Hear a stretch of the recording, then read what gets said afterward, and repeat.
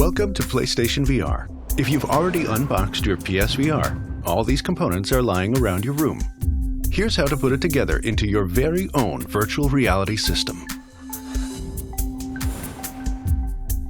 If you have the CUH ZVR2, you'll first need to connect the stereo headphones to your VR headset.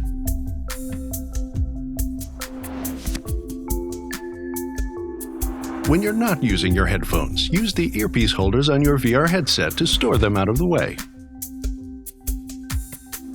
If you have the CUH ZVR1, the stereo headphones plug into the jack on the inline remote.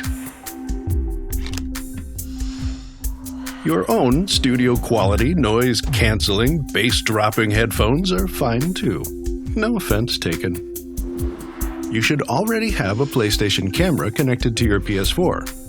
And hopefully a PS4 connected to your TV.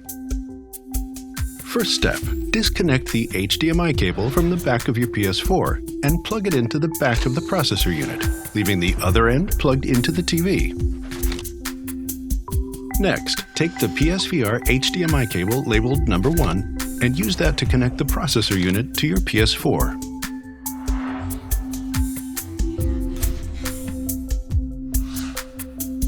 You'll also need to connect them with the USB cable labeled number 2 by plugging one end into the PS4 or PS4 Pro and the other end into the back of the processor unit. Now, let's get powered up. Connect the AC power cord to the AC adapter labeled number 3. Plug the other end of the AC adapter into the back of the processor unit and the free end of the AC power cord into your favorite wall outlet. Now, you will connect the VR headset to the front of the processor unit. Line up the symbols on the plugs with the symbols over the ports and plug them in.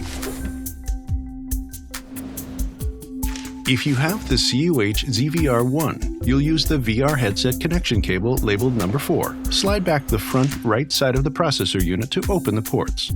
Line up the symbols on the plugs with the symbols over the ports and plug them in. Then slide the cover back. The other end plugs into the VR headset's cord labeled number 5. Make sure that the symbols line up here as well. Take a moment to make sure everything's hooked up right. Okay, now let's turn on your TV, then your PS4, and PlayStation VR last.